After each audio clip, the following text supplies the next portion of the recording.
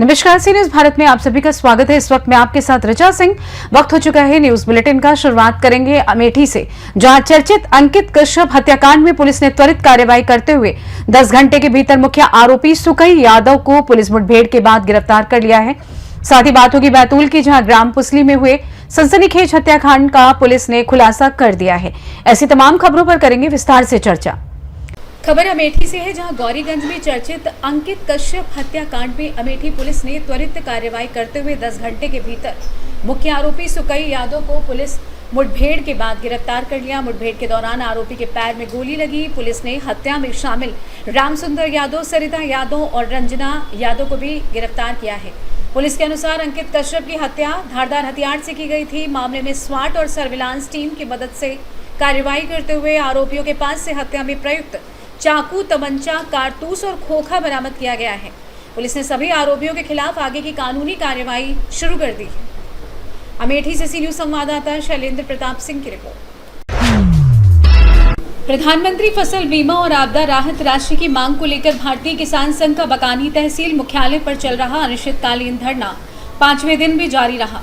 करीब 35 डिग्री तापमान और कठिन परिस्थितियों के बावजूद किसान धरना स्थल पर डटे रहे। किसानों का कहना है कि स्वीकृत बीमा और मुआवजा राशि खातों में जमा होने तक आंदोलन जारी रहेगा। धरने के समर्थन में बकानी कस्बे के दूध, फल और सब्जी विक्रेताओं ने दुकानें बंद कर किसानों को समर्थन दिया। किसान संघ ने आरोप लगाया कि प्रशासन के पूर्व आश्वासन के बावजूद अब तक अधिकांश किसानों को राशि नहीं मिली है। मांग पूरी नहीं होने पर आंदोलन को और व्यापक करने की चेतावनी दी है। धरना प्रदर्शन में चित्तौड़ प्रांत मंत्री जगदीश खाती, प्रांत पशुपालन एवं डेयरी प्रमुख कृष्ण पाटीदार, जिला अध्यक्ष राधेश्याम गुर्जर, जिला सह मंत्री मनोहर सिंह चौहान, जिला गौ सेवा प्रमुख बालू सिंह चौहान, तहसील अध्यक्ष राम बाबू पाटीदार, तहसील मंत्री नानूराम लोधा, जिला कार्यकारिणी सदस्य पूरीलाल दांगी, जिला प्रचार प्रमुख महेश मेहर, मुकेश पाटीदार सहित भारतीय किसान संघ के अनेक पदाधिकारी, कार्यकर्ता एवं बड़ी संख्या में किसान उपस्थित रहे। भारतीय किसान संघ का कहना है कि जब तक किसानों का स्वीकृत फसल बीमा एवं मुआवजा किसानों के खातों में जमा नहीं होगा, तब तक आंदोलन जारी रहेगा। किसान बहुत परेशान है, सरकार के कान में जू समेत नहीं रह रही है, पर किसानों ने भी दूध, फल, सब्जी वगैरह बंद कर दिया है मार्केट का, और आगे की रणनीति पर विचार कर रहा है किसान कि अब क्या करना है, क्योंकि सरकार तो सुन नहीं रही हमारी। यहाँ बारिश, सर्दी, गर्मी, सांप बिच्छू निकल रहे हैं, फिर भी किसान डट रहे हैं। प्रमुख मांग करीब 2025 का बीमा व मुआवजा, जिसको 11 महीने हो गए, वो अभी तक नहीं आया। ये प्रमुख मांग है। नाम राम बाबू पाटीदार, तहसील अध्यक्ष बकानी। बकानी से सी न्यूज संवाददाता रमेश चंद्र शर्मा की रिपोर्ट। बैतूल के आटनेर थाना क्षेत्र के ग्राम पुसली में भारतीय वायुसेना में चयनित युवक मोहित गलफट हत्याकांड का पुलिस ने खुलासा कर दिया है। पुलिस ने मृतक के जीजा राजा मस्की सहित 3 आरोपियों को गिरफ्तार किया है। पुलिस के अनुसार हत्या के पीछे जमीन विवाद और पुरानी रंजिश मुख्य वजह रही। जांच में सामने आया कि आरोपियों ने करीब 20 दिन पहले हत्या की साजिश रची थी। मोहित का चयन एयरफोर्स में हो चुका था और प्रशिक्षण के लिए रवाना होने से पहले ही उसकी हत्या कर दी गई। पुलिस ने आरोपियों के खिलाफ मामला दर्ज कर न्यायालय में पेश करने की कार्यवाही शुरू कर दी है, जबकि अन्य संभावित आरोपियों की भूमिका की जांच जारी है।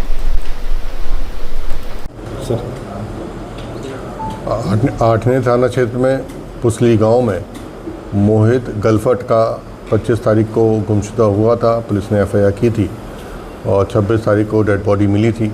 डेड बॉडी में उसके गले में तार लपटा हुआ था और हत्या का प्रकरण था, ये स्पष्ट था।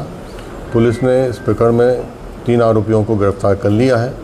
इसमें जो मुख्य आरोपी हैं वो उसके चाचा के लड़के हैं, एक आकाश है, एक संजय है। इन लोगों को बहुत ईर्ष्या थी कि मृतक का एयरफोर्स में सिलेक्शन हो गया है और खेत को लेके इन लोगों का विवाद होता रहता था। कुएं में पानी को लेके भी इनका विवाद होता रहता था। पाइपलाइन को डालते समय भी इनका विवाद होता रहता था, इसलिए ईर्ष्या के साथ बहुत विद्वेष भी था। इसके अलावा जो तीसरा आरोपी है राजा, वो मृतक का बहनोई है और वो इस षड्यंत्र में शामिल हुआ क्योंकि उसको मालूम था कि जो मृतक है, मृतक की सिस्टर शिवानी जो कि आरोपी राजा की पत्नी है, वो केवल 2 ही भाई बहन हैं। और यदि मृतक की यदि मोहित की हत्या हो जाती है तो पूरी की पूरे जितनी भी 6-7 एकड़ ज़मीन है वो सब शिवानी के नाम आएगा और निश्चित तौर पर राजा को फ़ायदा होगा। इन लोगों ने कुछ योजना बनाई थी तीनों लोगों ने कि यदि हम इसको रास्ते से हटा देंगे तो उसके बाद जो है वो पूरी की पूरी ज़मीन हम लोग को मिल जाएगी। और बाद में कुछ इन लोगों ने आपस में डिस्ट्रीब्यूट करने का भी प्रॉमिस किया था, जिसमें 50% राजा को रहेगी और 25% आकाश और संजय को मिलेगी। ऐसा इन्होंने योजना बनाई थी। पुलिस ने इस पूरे तथ्य का खुलासा कर दिया है। इसमें जो 3-4 बातें निकल के आई थी वो ये थी कि गांव के कुछ लोगों ने आकाश और संजय को मोहित को ले जाते हुए देखा था और जो घटनास्थल था वहाँ पर केवल वही लोग जा सकते थे जो उस खेत में काम करते थे और जो आरोपी थे उनका आदतन उसी जगह पे शराब पीने की आदत थी, खेत में जो झोपड़ी थी उसमें। और इन सब तथ्यों से पूछताछ करते हुए और इनसे सख्ती से पूछताछ करने पर पूरा खुलासा हो गया। तीनों आरोपियों को पुलिस ने गिरफ्तार कर लिया। घटना को किस तरह से अंजाम दिया था सर? इनका इन्होंने जो बताया वो ये था कि मोटरसाइकिल से आकाश और संजय मोहित को बिठा ले गए थे। मोहित प्रसाद बांट रहा था अपने सिलेक्शन की खुशी में। उसी दौरान उन्होंने बोला कि दूसरे मंदिर में भी ले चलते हैं अपन। उसके बाद में ये लोग खेत वाली झोपड़ी में गए, वहाँ पे राजा पहले ही से मौजूद था। राजा ने और इन तीनों ने मिलके उसके जो है उसके साथ मारपीट की और उसके गले में वो जो तार था वो लपेट कर उसकी हत्या कर दी। उसके बाद में जो है कुएं में उसकी लाश फेंक दी। सर, एक लूडो वाला भी एंगल है, कैसे गुमराह करने का प्रयास किया लूडो गेम के जरिए? ये जो आरोपी गण हैं इन्होंने बताया था कि ये लोग 2-3 घंटे 3 घंटे 9 बजे से लेके 11 बजे तक 12 बजे तक लूडो खेले हैं। लेकिन जब 5 लोगों के साथ खेले हैं, आकाश और संजय दोनों ने, इन्होंने बताया कि 3 अन्य लोग जो है वो एक राहुल था, एक संदीप था, एक गुलाब था, इनके साथ लूडो खेले। लेकिन जब समय की पूरा एक गहराई से पूछताछ की गई तो ये बात निकल के आई है कि इन्होंने 3-4 घंटे के लूडो खेलने के बजाय केवल 1 घंटा लूडो खेला है। और घटना कारित की गई उसके बाद करीब 10 से 11 के बीच में इन्होंने गुमराह करने के लिए कि हम आराम से बता सकें कि हम तो लूडो खेल रहे थे, और इस बात को इन्होंने गुमराह करने के लिए किया था। लेकिन जब गहराई से पूछताछ की गई तो ये चीज़ स्पष्ट हो गई। सर, राजा की पत्नी जो शिवानी है, इस मामले में शासकीय गवाह उसको पुलिस बना पाई? शिवानी से पूछताछ के दौरान उसने बहुत अहम जानकारियां दी थी। उसने ही जानकारी दी थी कि आकाश की और संजय की काफ़ी लड़ाई हुई थी उसके भाई मोहित से।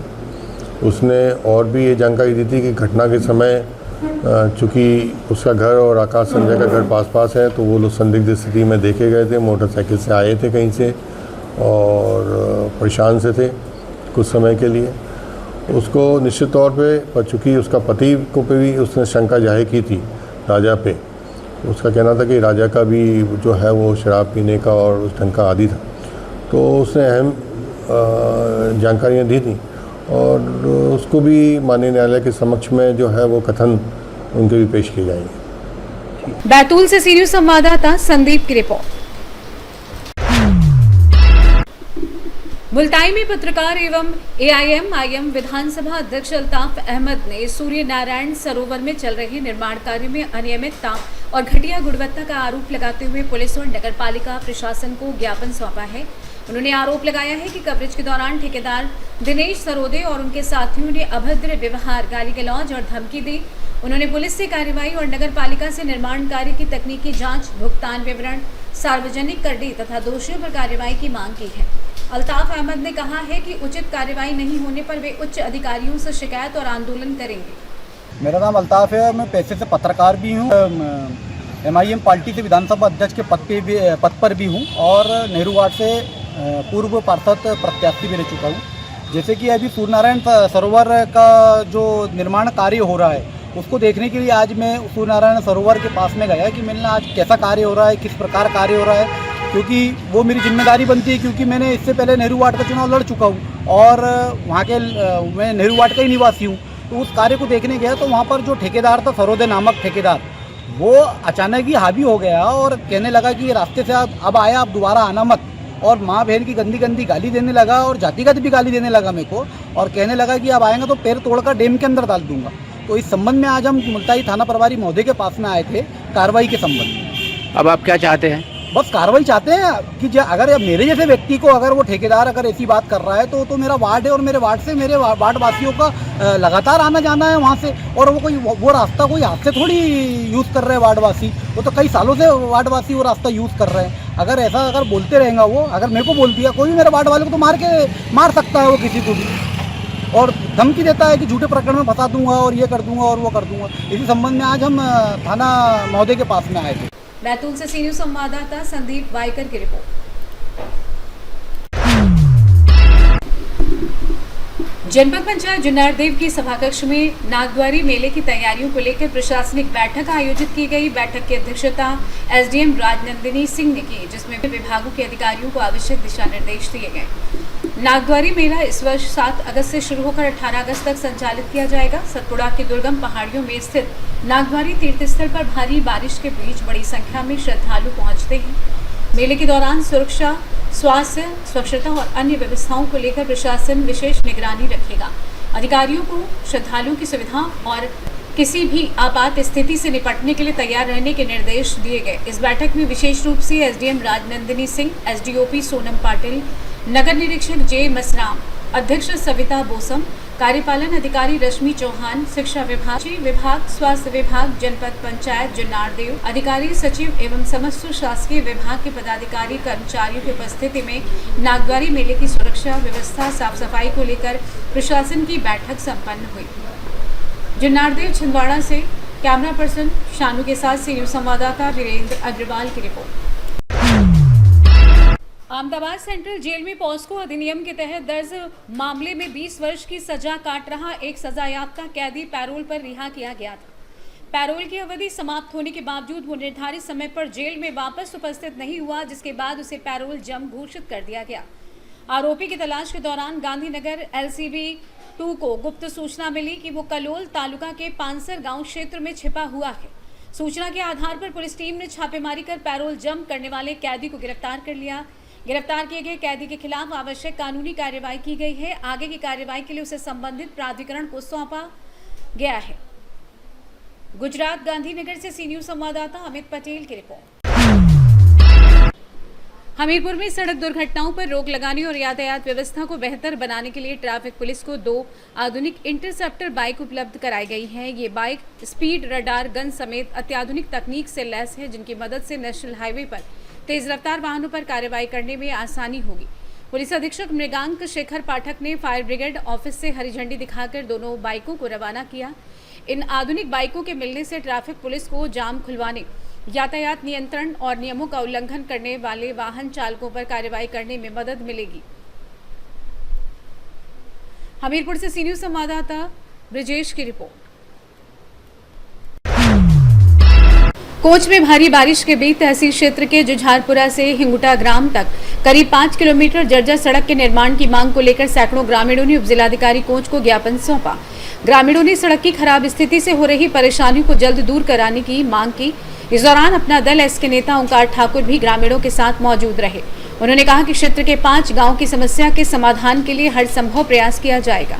ज्ञापन देने वालों में कूड़ा, हिंगुटा, चमरिया, बरहल और मवासा सहित आसपास के गांव की बड़ी संख्या में ग्रामीण शामिल रहे। ग्रामीणों का नेतृत्व युवा सचिन राठौर, आशीष समेल के साथ दशरथ कूड़ा, संजय, राजा, नवाब, शिव कुमार, राघवेंद्र, अजीत, मनोज, दीपू सहित सैकड़ों ग्रामीणों ने किया।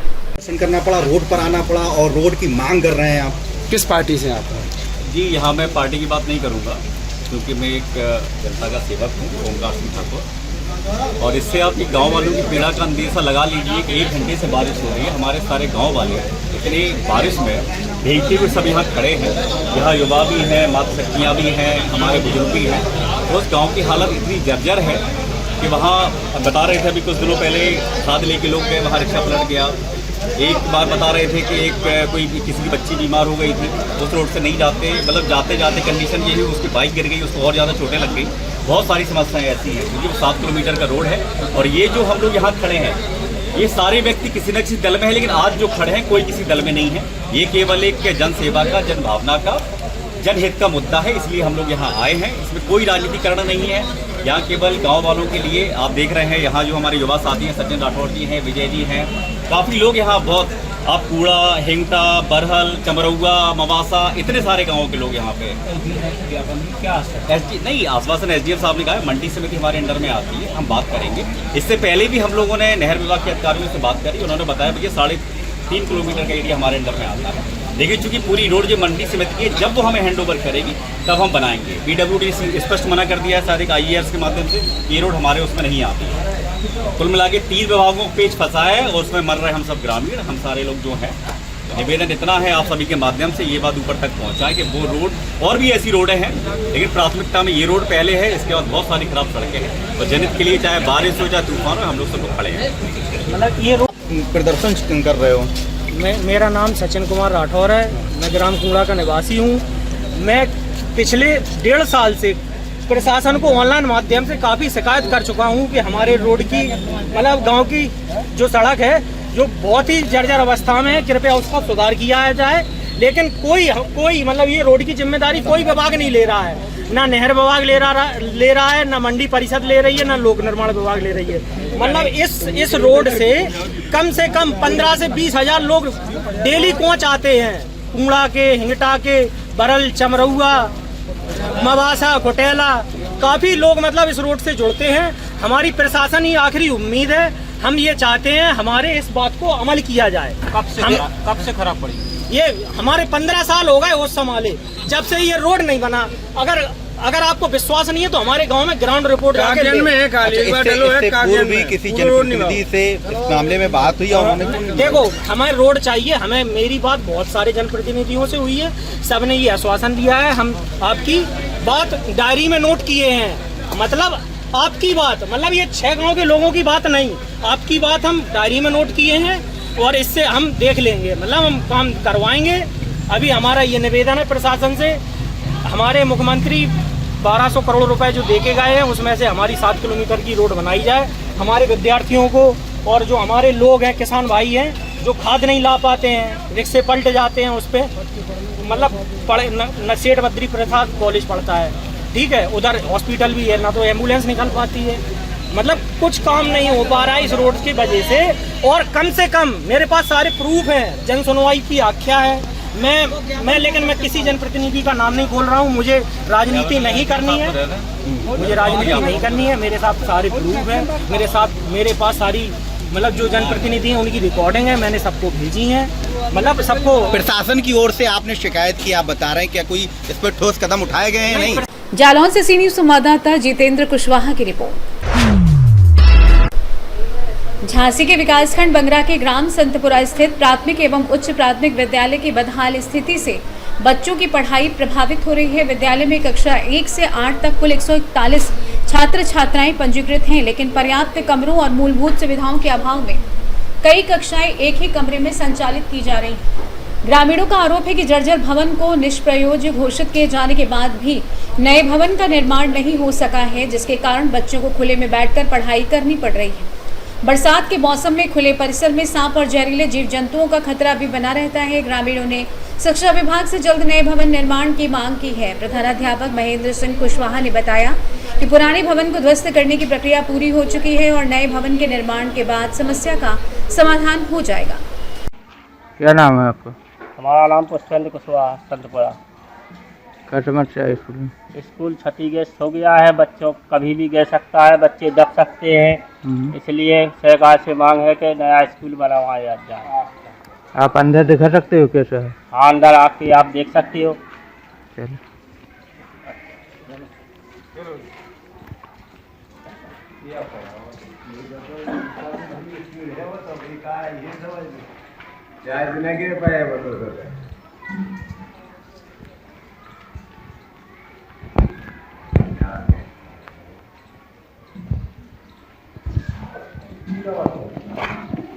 देखिए स्कूल की हालत देखिए, ऐसे में जानवर नहीं रहते हैं यहाँ पे, बच्चे क्या पढ़ेंगे।